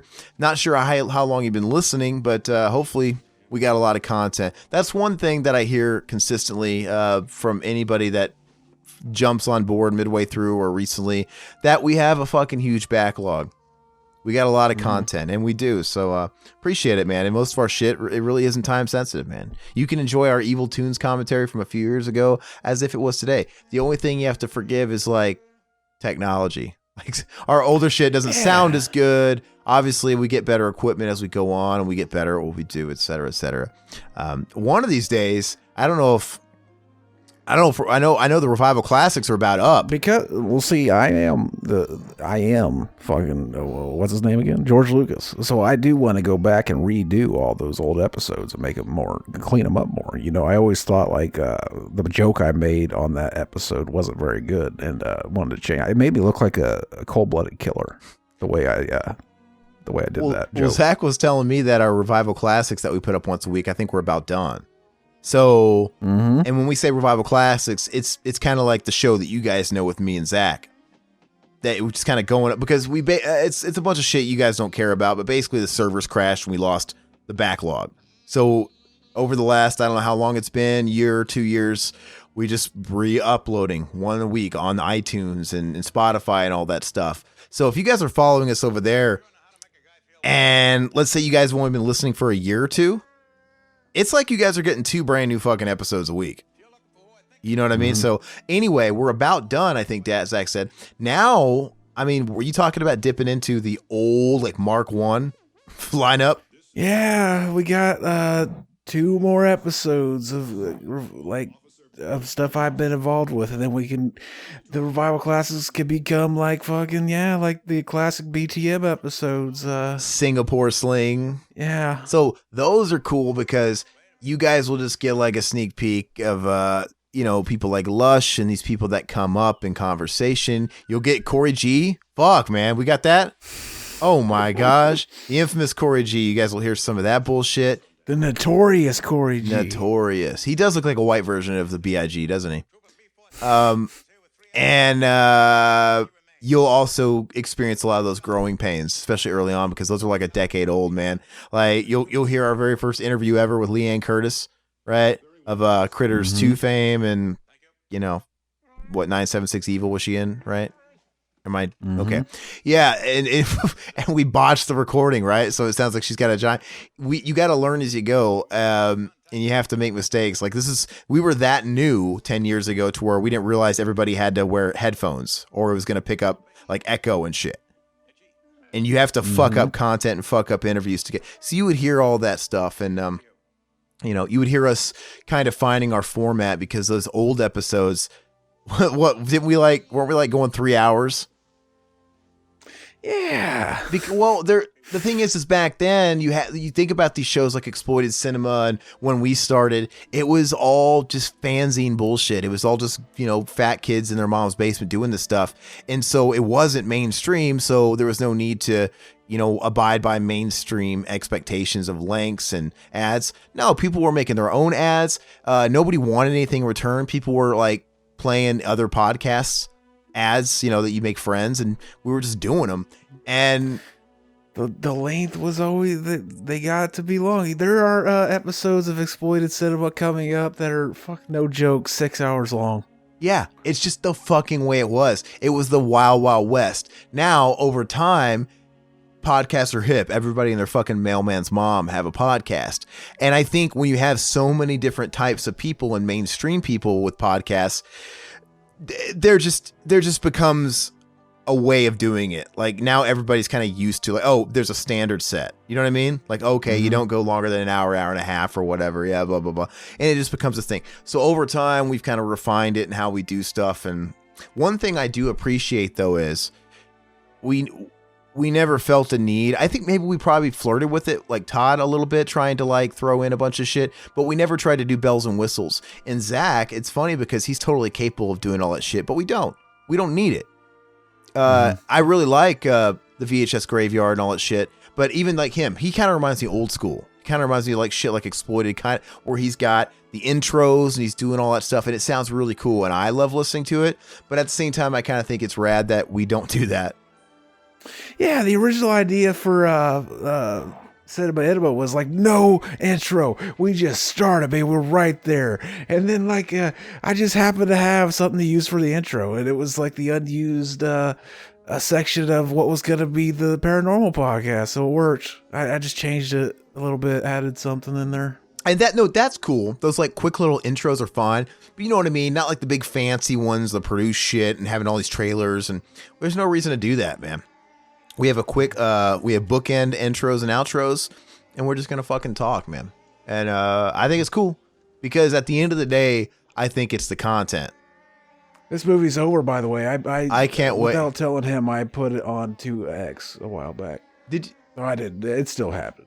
Oh, it's almost over though. Mm-hmm. But you know what I mean, though? Like, you've seen a lot of people that have even that are moderately successful, and I don't think they're that good, but they got a big production value. Mm-hmm. And they have a lot of fucking shit. They read their ads. They got, custom intros. And I don't know. I think it's a big facade. It's a mask. So anyway, if we have people that still listen to us and it's just us fucking talking, I think that's something that's pretty cool. I mean, we don't need all that bullshit. But thank you. You gave us a long comment, Carlos, so we were giving you a long, response. But stick around.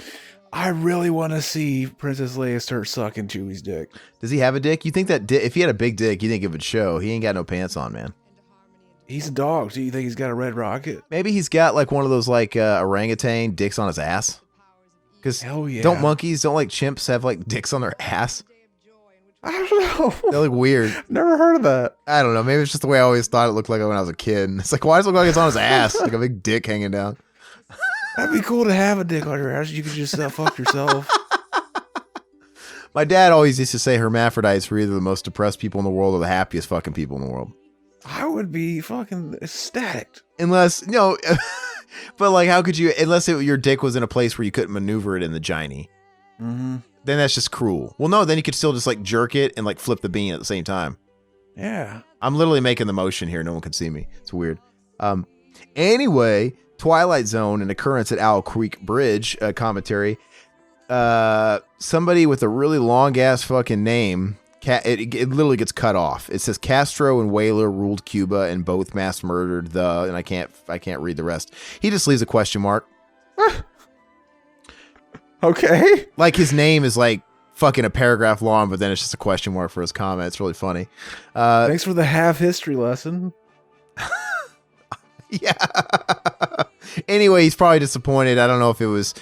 I don't know. Is he curious why there wasn't an episode there? I don't know what's going on. I can only assume. But thank you for commenting anyway. She-Wolf of the SS. Jeffrey Morrissey says, that's not true. There were lots of sexy Nazi vixens. Hell yeah. Did we make a comment that there probably wasn't? Yeah, we probably commented that. We probably made a comment that most of them didn't look like her and weren't like nymphos. But that's a big thing in movies, like hot Nazi chicks in movies. That was a big part of the Nazi exploitation genre. Well, yeah, what's the point if you're not going to have big tit Nazi chicks? Mm-hmm. You gotta. Pee-wee's Playhouse Christmas Special, Feline Fatale. Thank you. She says, I want a full version of Grace Jones's Little Drummer Boy. Me too. Yeah, no, I love that Christmas special. I wrote back to her. I watch it every single holiday, every Christmas day. It's a tradition for me, and I love it.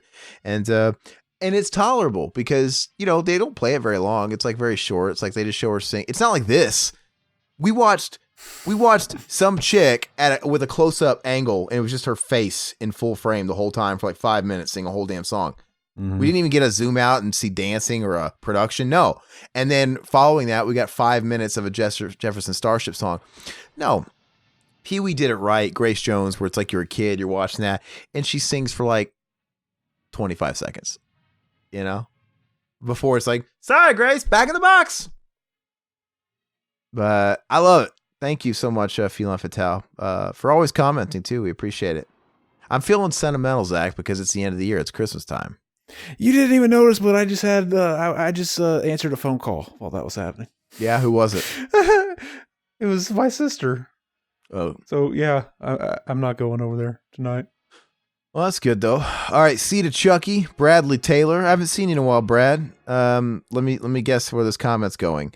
You guys actually did a commentary on Seed of Chucky. I never thought anyone else in this world would do this movie. I think it's funny how Brattlesnake, he always comments. His comments always contain a plug. Hell yeah, that's how you do it. He sneaks it in there. So without saying it, he just said he has one as well. So I guess you guys can dig for that. On fucking what's the website? I forgot. What's it? .org. Yeah, I forget what it's called now. Yeah, I know. Damn, our brains are fried. Quit smoking that dank shit. It's the public domain website, .gov. Yeah, it's .org, but who knows? Okay. Who knows? It doesn't matter. No one knows. Hey, speaking of Fred the Hammer, no one knows. You see that VFW movie kind of fucking looks fun. Oh yeah. That I sent you guys that link or whatever.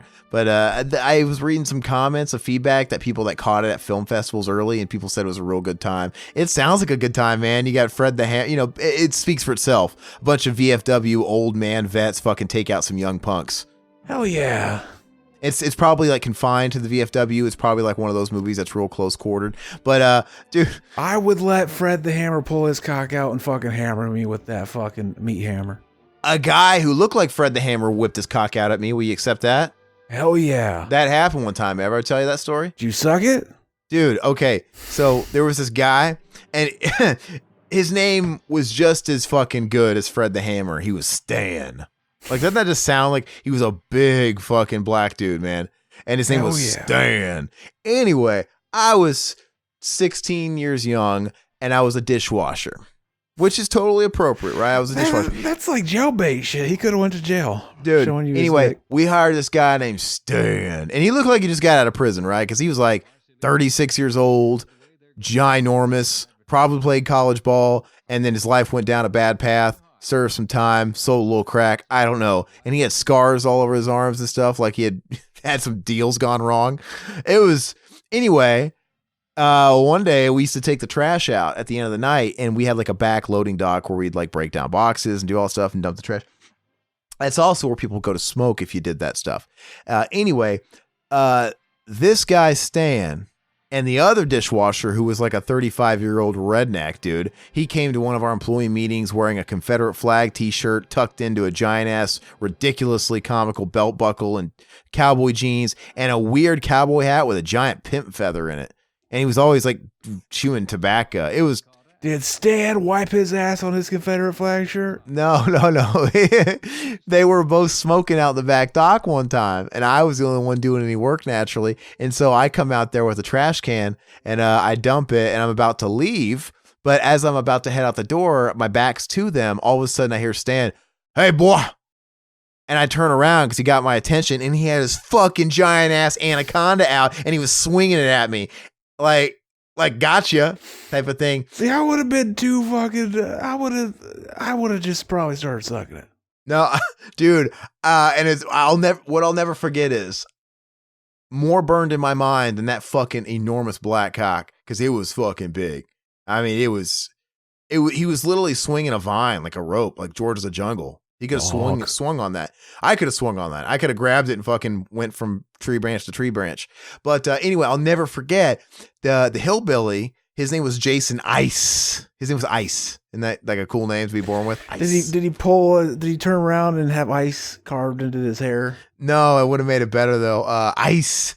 Anyway, I couldn't stop staring at his face, because when he was swinging that cock at me, he was just kind of looking down at the cock with a cigarette, laughing like, but he wouldn't take his eyes off that fucking dick. Like he liked it, like he was salivating. And I'm like, hashtag me too. It's like fucking 10 years away. I don't have hashtag me too to back me up. But like, I don't know. Some of the stuff I've been through, I'm like, how do these people have jobs? But yeah, dude, I thought it was going to eat me. But then he kind of looked like a Fred the Hammer type. But anyway, Fred the Hammer's in that movie VFW. It's got George Wentz. It's got Stephen Lang. It's got a whole bunch of people. It's like the Expendables of old ass guys, you know. But it looks like a lot of fun. Anyway, let's wrap up and do the last couple more questions before we, tie a knot and put in all a pretty bow and go home for the holidays. Let's watch. Oh, that's a Mac and Zach. Or you could, even if you wanted to, you could save some comments, because this one won't be out before this next one we record, right? You're right. Well, I'll read a couple more. All right. Because we had another one from Carlos, the guy who just commented. Carlos Arjan, thanks, dude. He commented on Seed of Chucky, and he says, "I said this on your last commentary and still saying you guys should do Joker. Zach can go in blind, and Aaron and the rest of the audience can enjoy the amount of fuck shit he says while watching it." Basically, that's you. Your job is to say fuck shit. It's a good movie, a bit overrated, but nonetheless, it's out now. And if you're asking what makes it a Christmas movie, Joker has green hair and wears red. Hey man, that's dude. You're saying that on the commentary of Seed of Chucky. What makes that Joker is probably way more Christmas than Seed of Chucky. We made that fucking stretch.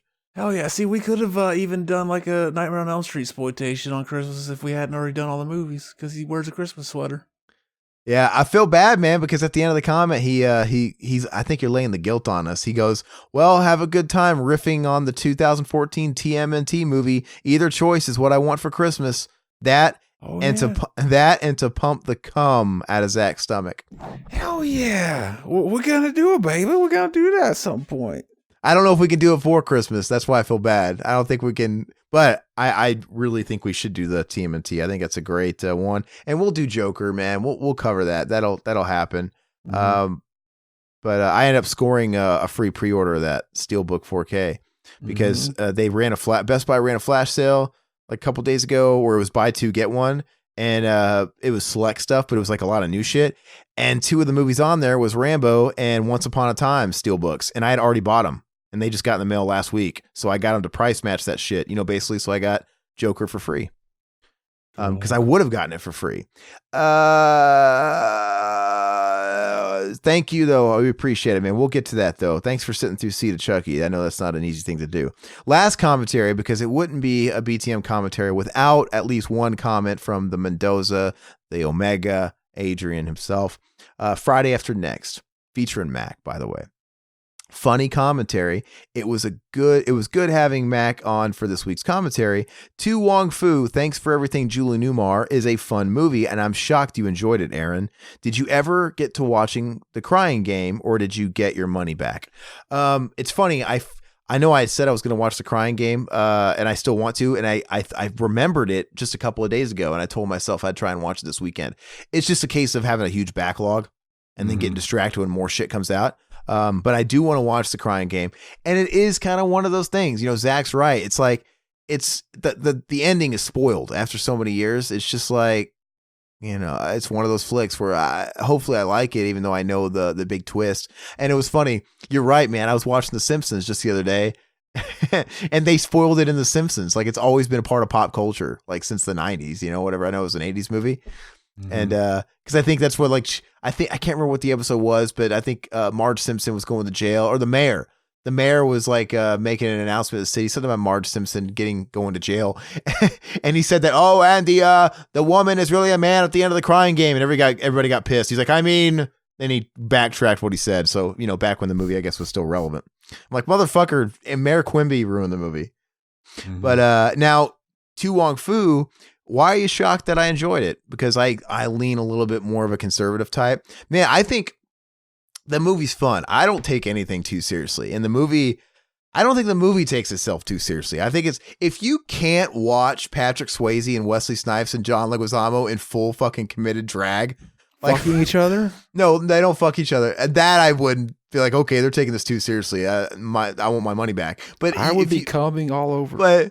But you can't watch those 3 guys for an hour and a half that committed and take it seriously. Like, it's just ridiculous. Like, I don't know. It's just, you're not full Poindexter. We watched this one movie one time with ticked off trannies with knives. Oh yeah, I remember that. Yeah, Lush made us watch that or whatever. So, and that movie's not serious. And I remember that movie being fun. Like, I don't remember anything about it now, but I'm like, okay. But no, To Wong Fu's it's a fun movie. It's a decent movie. I think you and dare I say that might even be a cinema enema. We should at least do a commentary for it, because it's an easy watch. It's like 90 minutes max, and it's just whatever, right? But that will be fun. We should do a commentary with Mac, and we should do that fucking movie while it's on Netflix. That would be a lot of fun. Adrian Mendoza, what do you say to that? I think you'd be behind it. Maybe that we can do something like that in January. You would never run out of shit to say in that movie. Trust me. Because it's just fucking what the fuck. It would be endless Mac and Zach joking about how they want to suck John Leguizamo's dick.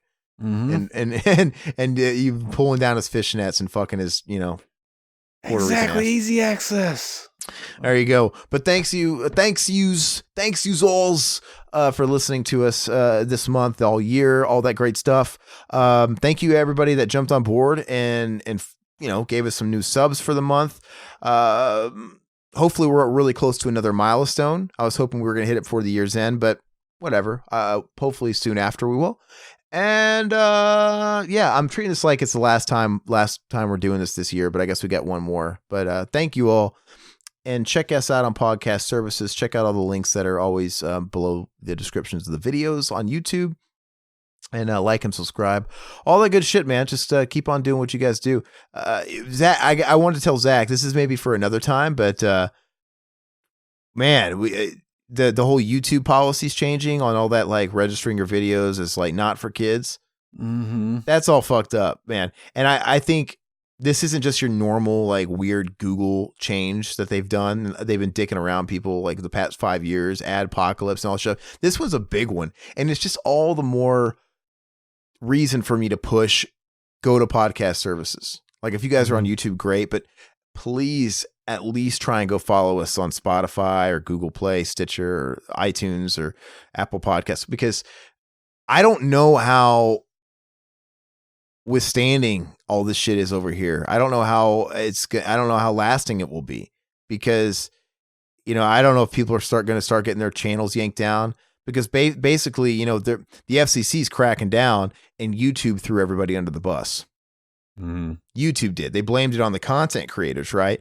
So now all of us have to go through every video and specifically say our video's not for kids, and you have to label it one. And if you don't, or if you put it's for kids, well, then it disables comments. It disables all the features that everybody does. It's really stupid. And not to mention, you can get into it's bullshit, because a lot of people, basically what it's targeting is, if you were somebody that had a YouTube channel, but you did a lot of animation in your videos, but it was like adult content or not, that's going to be deemed by the FCC as attractive to children because it's animated. And your channel's at stake, and the content you do is at stake of getting fucking wiped out and fined because, well, you're luring kids and you don't have a kid channel. So it's really fucked up. And they've made it to where they don't really go after YouTube. They can go after the content people. We can get fined and stuff so it's bullshit, man. I mean, I think we're fairly safe, right? I don't think we do. Our stuff's audio. The only situation where I could see where maybe they could get us is when we've done commentaries for movies like Heavyweights or a cartoon, right? Then maybe they could be like, oh, that's a movie that's typically aimed at a younger audience, and Zach's talking about fucking a kid in it. Which is terrible. I knew that's going to bite us in the ass one day, but I'm waiting for it. But I'm just kidding. But you know what I mean, though? But aside from that, that's not very often we do that, and I really think we're going to be fine. But I'm interested to see how a lot of the really big channels that especially have carved a certain niche, like I said, people that specifically do animation or they have a certain style, what it's going to do to their channels, because they basically have put them into a corner like, hey, follow the rules and totally shy away from anybody that's a certain age group, mark your videos a certain way, or you're going to lose all your functionality by going with kids. And either way, you can't be caught in a lie. It's fucking bullshit. So I don't think it's a sustainable format is what I'm saying. YouTube is going to keep changing, but until somebody else comes out with another format or another platform, which I think eventually somebody might, it's just Google's too big and they have too much a hand in the pie. I don't know if they're going to let anybody at this point, but even if somebody did come out with a new platform, it's just going to reset the clock, and then that'll get bigger. And then, the Uncle Sam will get their hands in and it'll change. But anyway, I implore everybody to check us out over at podcast services. Anyway, that's all I got. We're talking a lot.